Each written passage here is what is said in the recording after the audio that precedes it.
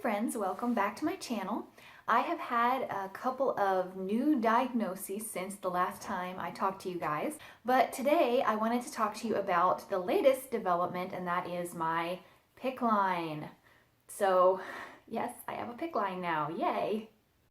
If this is my first video you've watched, I am a mom of 3 and I have Ehlers-Danlos syndrome, postural orthostatic tachycardia syndrome, and most recently we found out I also have superior mesenteric artery syndrome, renal nutcracker syndrome, and possibly median arcuate ligament syndrome. So with all of that going on, I have had a lot of challenges just taking care of myself and taking care of my kids, but I'm doing the best I can and hopefully sharing what I've learned and some of the things that have helped me with you guys. So first of all, you're probably wondering, why does someone need a PICC line in the first place? Well, a PICC line is basically a permanent IV or a semi-permanent IV, meaning that it doesn't stay in for the rest of your life, but it can stay in for weeks or months, or if it's really well cared for, it can even stay in for years. So the reason you would get a PICC line is for people who need IV fluids or IV nutrition more frequently than you can get just going into your doctor's office and getting a peripheral IV. So I have had lots and lots of peripheral IVs. I go into the urgent care, I go into my primary care doctor, and they do IVs, and they've done them here and in my wrists, and the veins just started blowing. The last time they tried to do one, here the vein blew and it was bruised from here to here for 10 days to 2 weeks, and it's still sore if I press on this area of my arm.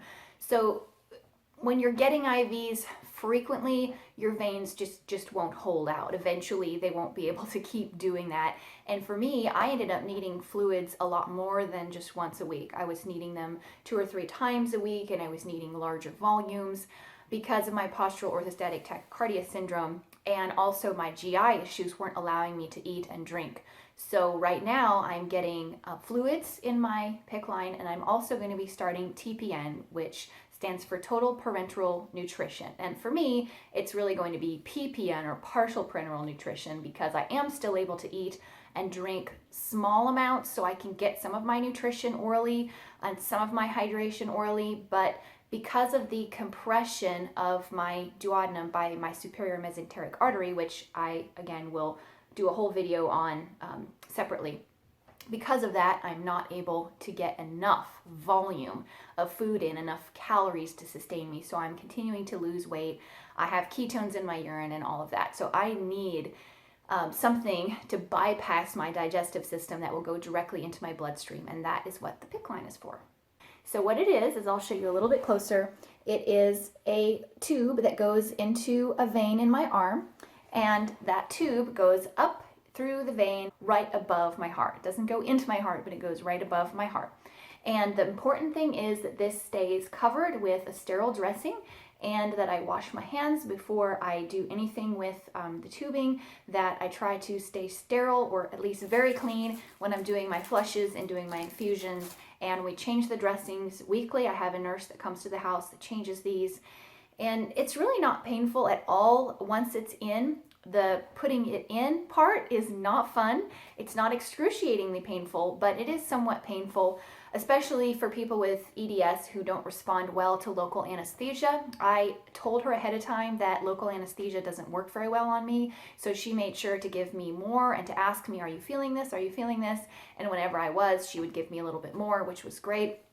So if you have EDS and you're going to get a PICC line, just make sure you let them know ahead of time that you might not be as responsive to the local anesthesia. Also, for those of you with postural orthostatic tachycardia syndrome, I thought I would show you the shirt I designed. It says, "Too many pots, not enough spoons," and then has postural orthostatic tachycardia syndrome at the bottom. So it's a great little awareness t-shirt. You can get it in my Teespring. So you're probably wondering, how does this work with having a 1-year-old and kids and trying to be a mom and all of that? Well, normally I have this completely wrapped up and covered and out of reach with this PICC line cover from Mighty Well, and I will link it in the description. This is fantastic. I love this. This is the best thing that I have found for my PICC. And it is a cover that has holes for your tubing to go through, and you slide it on, and then it folds over on itself, so it completely hides the PICC site. It also hides all the tubing, and the tubing is not touching your skin. So other PICC line covers out there, it's just a sleeve and it goes over your tubing, but your tubing is still pressed up against your skin. And for people with EDS, if this is pressed up against my skin, even just gently throughout the day, eventually it will wear through my skin and I will have a really sore spot on my skin. So this prevents that. It also keeps it away from little grabbing hands and has protected it so far really well from my kids. It also has the silver, nano silver technology in the fabric, so it's antibacterial. You can wash them, so I have two. I wash one and wear one while the other one's in the wash. So this has been absolutely fabulous. I only have my PICC uncovered right now so that I can show you guys what it looks like. They did put this extension tubing on here, so if you get a PICC and it ends right here, you just ask them to give you some extension tubing. And what this does is it allows you to hold it yourself and give yourself your infusions and your flushes and all of that. So I'm going to show you how I do my flush, and then I'll show you how I set up and give myself a full infusion. So first of all, I gather all my supplies. I have my saline flush, I have a alcohol wipe, I have a sterilizing cap, and my heparin flush. Now this is very diluted heparin. It's just enough to keep the line from clotting, because you do not want your line to clot. If you get blood clots in your line, if it closes off and you can't flush through it, they have to pull the whole thing out and start over again, which would really suck. So we want to keep this thing patent and open and flowing and all in good shape, and that's why we flush it every single day, before and after every infusion.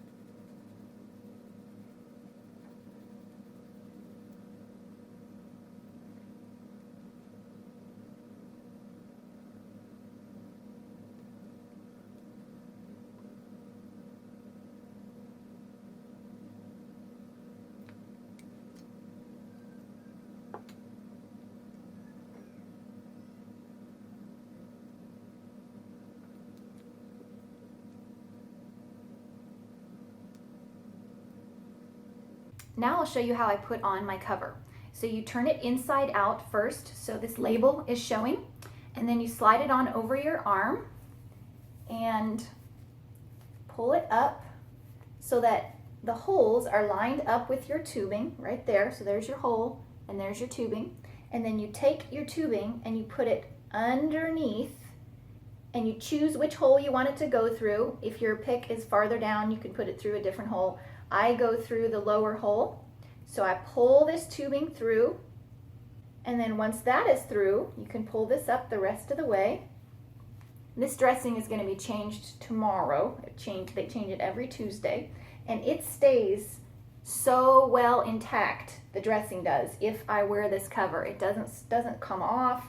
It just stays really, really well. Then I take this and I wrap it around my arm, just loosely, not tight, just drape it around. That's just to keep it from hanging out. Then I take the rest of this sleeve and I just cover this whole thing, the whole kit and caboodle, all the way up over itself.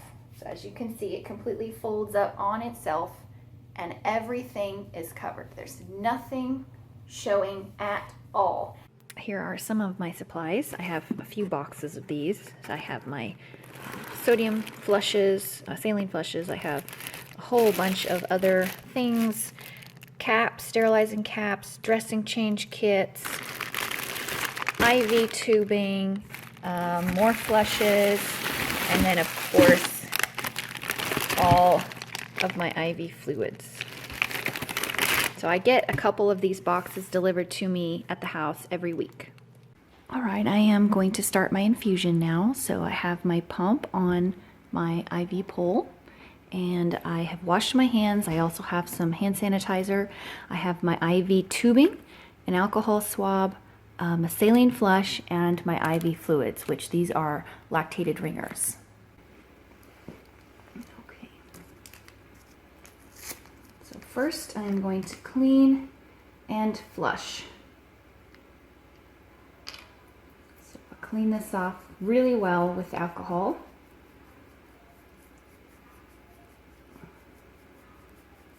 And then let it air dry to kill the germs. Then I take my saline flush,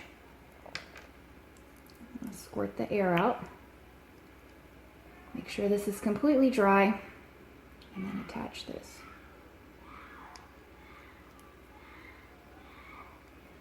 And flush.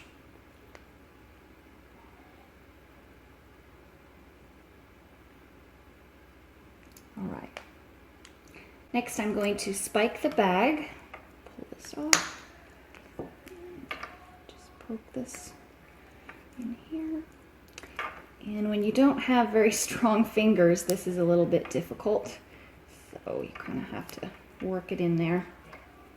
And then just make sure that the fluid is coming through, and it is. So that's good. All right. Then I'm going to hang this.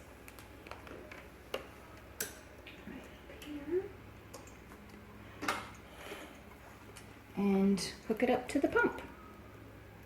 And I will usually infuse laying down just because I'm very tired and it can all go in while I'm relaxing. If I have to get up, I can. This thing has wheels. I could just unplug it and walk around if I need to. But generally I just chill out here, usually in the evenings, and get my fluids. So that's pretty much all I wanted to share in this video. I have my PICC line. It's not nearly as scary as I thought it was going to be. It was sore for the first couple of days after they put it in, but after that, there's no pain. I can't tell that I have it on. I don't feel when anything goes in. I can sleep with it. I just don't sleep directly on my arm. I kind of put my arm out in front of me. They do say you're not supposed to lift more than 10 pounds with this arm. I have a baby, obviously, so I just try to carry her more with my other arm. If you have a PICC and you have questions about it, or if you're thinking about getting one, or your doctor has said you're going to need one, just put your comments, your questions in the comments, and I will chat with you. I also apologize for being a little bit scatterbrained and probably not quite as together as I used to be. The brain fog with POTS is real. So that's all I had. You guys have an awesome day. Thanks for watching. Like and subscribe. Please show the love. Support my channel. Love you guys. Bye.